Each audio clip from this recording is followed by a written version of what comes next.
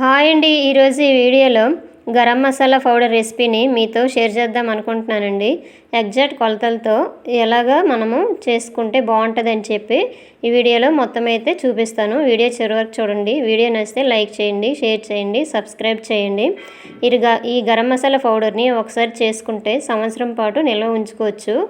కొద్ది వేసినా సరే మనమైతే కూరల్లోన, నాన్ వెజ్లోన, వెజ్లోన అన్నిట్లో కూడా మనం వాడుకోవచ్చండి. ముందుగా అయితే ఒక పాన్ తీసుకొని స్టవ్ అనేది సిమ్లో పెట్టుకోవాలండి. గ్యాస్ అనేది ఇవన్నీ చూపిస్తున్నాను కదా, ఇలాగైతే సిమ్లో పెట్టుకోవాలి, మాడకుండా ఉంటాయి. ఈ విధంగా పెట్టేసుకున్నాక ఇక చూస్తున్నారు కదా, కొంచెం వేడెక్కినాక ఇప్పుడేమొచ్చి మనము ఏ ఇంగ్రీడియంట్స్ వేసుకోవాలనేది ఈ వీడియోలో చూపిస్తాను చూడండి. ఇగోండి, ఒక కప్పు ధనియాలు తీసుకున్నాను. ఈ కప్పు ధనియాలని మనము సిమ్లో పెట్టుకొని గ్యాస్ అనేది సిమ్లో పెట్టేసుకొని స్లోగా వేపుకోవాలండి. ఇవైతే కలర్ అసలు మారకూడదు, రంగు అయితే అసలు మారకూడదండి, లైట్గా వేగాలి.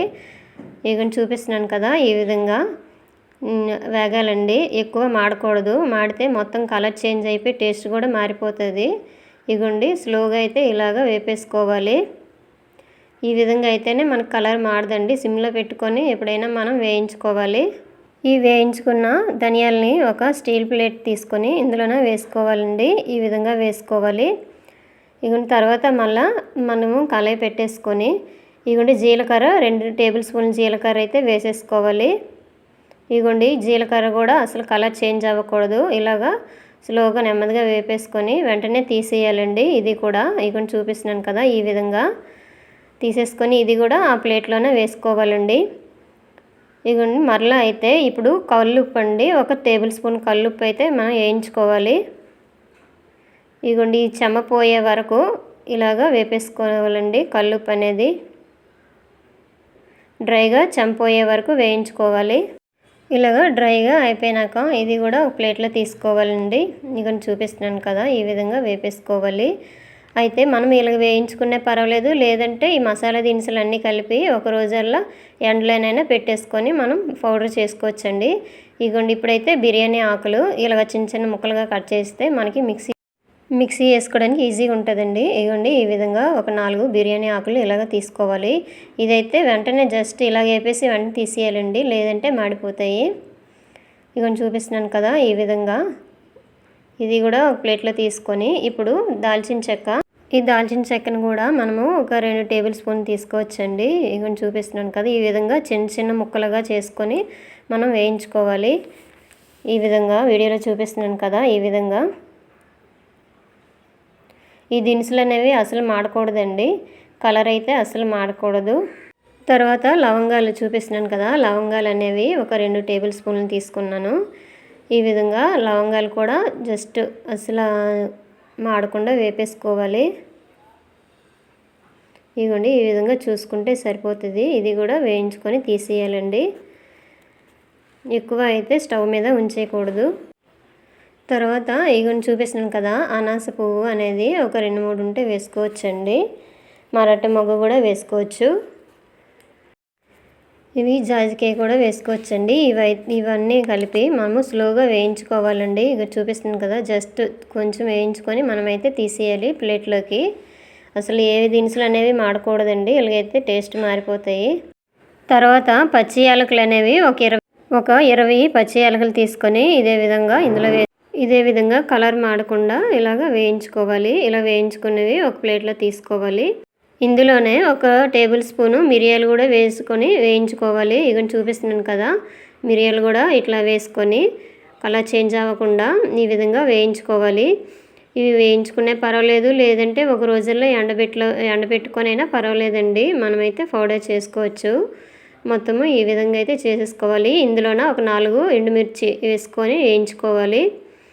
ఇగోండి, వీడియోలో చూపిస్తున్నాను కదా, ఈ విధంగా ఎండుమిర్చి కూడా వేసుకొని వేపేసుకోవాలి.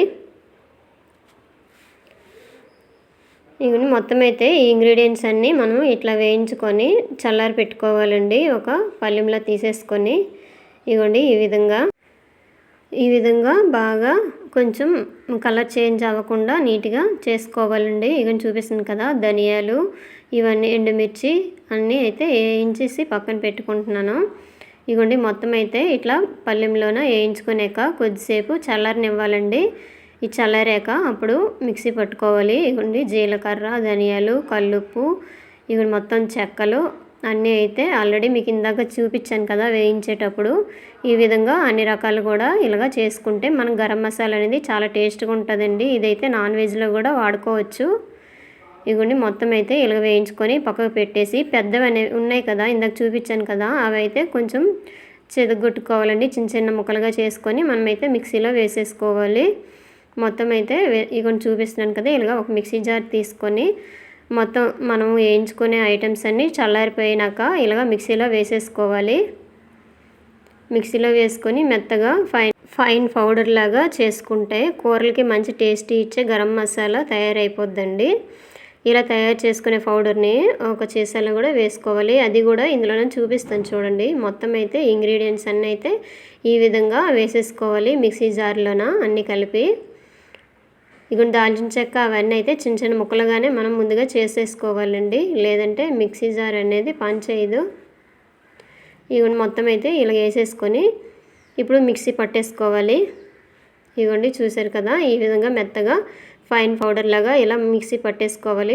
ఇవ్వండి ఈ విధంగా మెత్తగా వచ్చేస్తుంది పౌడర్ లాగా. ఈ పౌడర్ని మనము స్టోర్ చేసుకోవచ్చండి, ఎన్ని రోజులైనా వాడుకోవచ్చు. ఇగోండి ఇప్పుడు గాజు సీసా ఇలాంటి జార్ అనేది తీసేసుకొని, అంటే ఏదైనా సరే గాజు సీసాలో మనం పెట్టుకుంటే ఎక్కువ రోజులు స్టోర్ చేసుకోవచ్చండి, నిల్వ ఉంటుంది. మొత్తం అయితే ఇగోండి ఈ విధంగా గాజు సీసాలో నింపేసుకొని బయటైనా పెట్టుకోవచ్చు, లేదంటే ఫ్రిడ్జ్లోనైనా స్టోర్ చేసుకోవచ్చండి. అయితే ఈ పౌడర్ని మనము ఫ్రిడ్జ్లో అయితే కొంచెం ఎక్కువ రోజులు ఉంటుందండి, బయట కొన్ని నెలలు మాత్రమే ఉంటుంది. ఇలాగ గాజు సీసాలో స్టోర్ చేసుకుంటే మనకి బాగా ఉంటుందండి. ఎలాంటి చెమ్మ తగలకుండా నీట్గా ఉంటే ఎలాంటి పురుగులు అనేవి పట్టకుండా ఇలాగ పట్టులు కట్టకుండా ఉంటుందండి. చూపిస్తున్నాను కదా ఈ వీడియో నచ్చితే లైక్ చేయండి, షేర్ చేయండి, సబ్స్క్రైబ్ చేయండి. Thank you.